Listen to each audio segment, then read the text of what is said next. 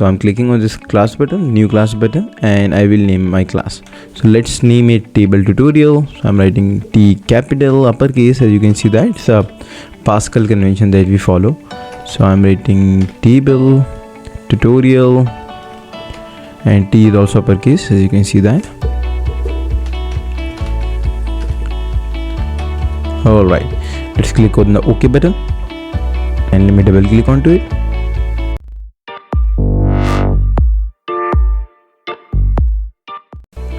And we are inside the editor. So this is our editor where we code, as we know that always we do that. So now I'm just clearing everything and creating a class. Just write down a class and the name of the class that we have mentioned earlier, which is table tutorial, right?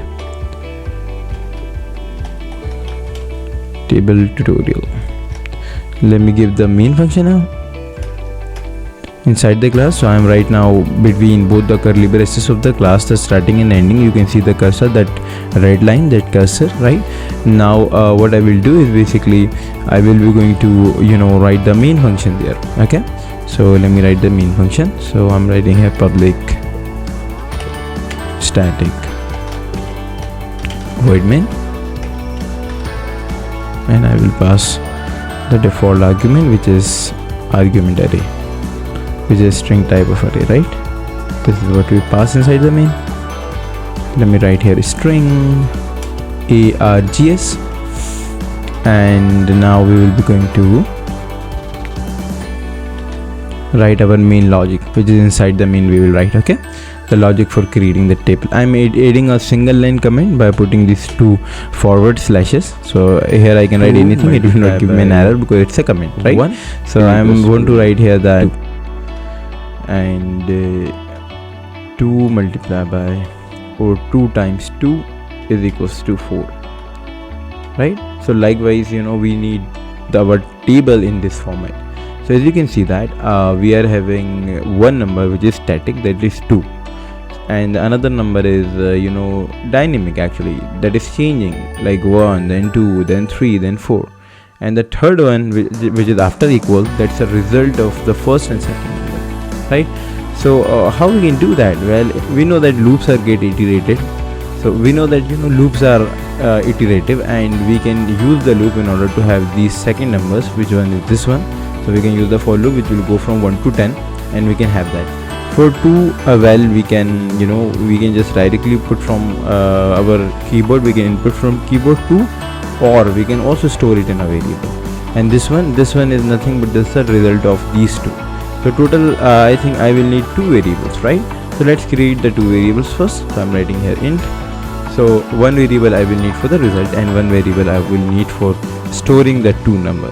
I can also ignore that, it's completely okay. You can do without that also. Let me show you without that. So I'm writing here result, only with one variable we can code, right? And below the result I am writing the for loop. Okay, so I'm writing here for, and then I will going to give the parenthesis, and here we go. Right now I will write the logic. I'm writing int. Let's say we are taking a variable, instead of I am taking a variable times. Okay, and then I'm saying that times is equal to 1. Okay, and here I'm saying that times is lesser or equal to 10, and here I told times is assigned by 1, which means that right now the initial value of the times is 1. Okay, and here we are incrementing the times, which is times plus plus when we need it, times plus plus, right? Now let's write from our comment that we have in the above. We will be going to use this same format. Let's do that now. So I will be going to write first, I have to print this, and for printing I will be going to write system.out.println, and instead of writing ln, I'm writing print only, so that I can tell you one concept. And now here I want to pass the same thing. What same thing? The above comment. So how I will pass that? That is very important, and please pay attention here. I will be going to use this double quotation, and I will be going to pass 2 here. And why I am passing the 2? Well, 2 is something that is regularly repeating, so we can put it likewise also. Or if you want to put in a variable and then you want to put that variable inside the print, that too you can also do, right?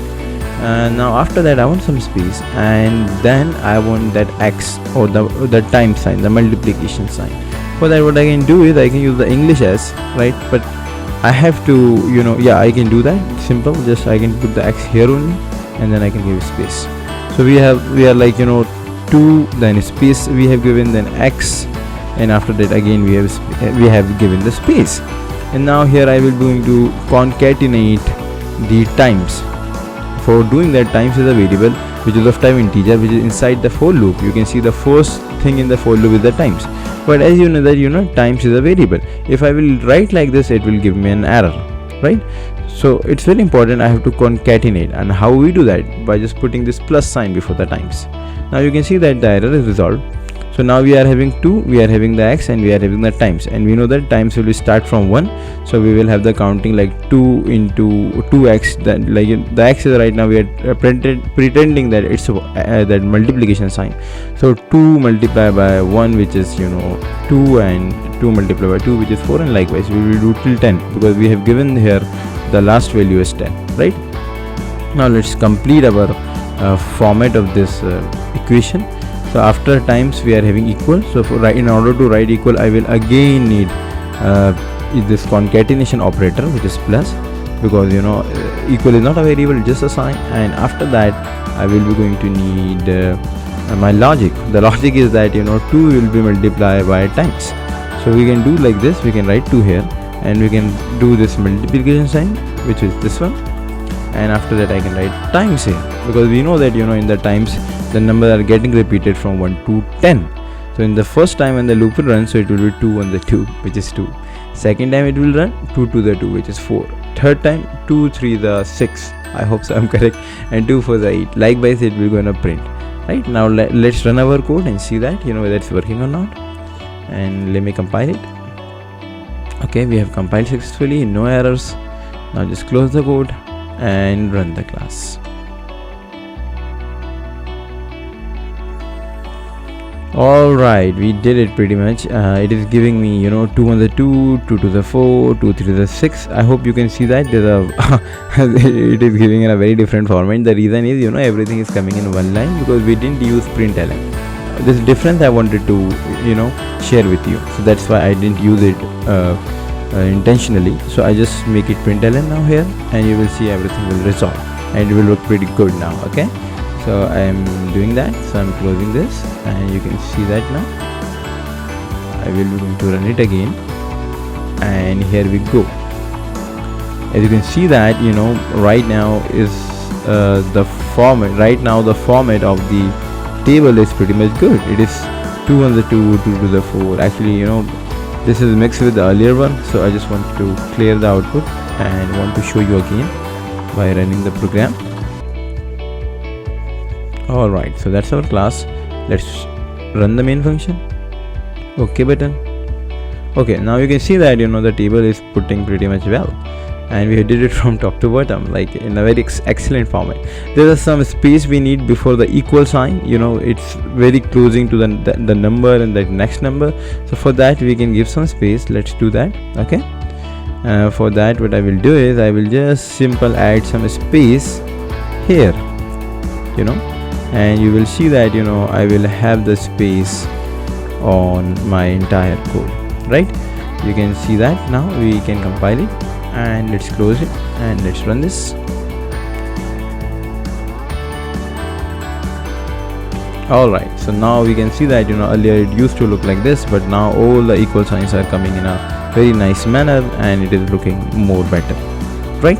Okay, so now let's do one thing. So this is a table of 2, but what if, let's say, I want a table of some different number? So what I can do for that? So it's simple, let's take that number in a variable, and I will be going to make one more variable, which is of name number, numbr number, and I want to give it some value. Let's say I'm giving a value of 5, right?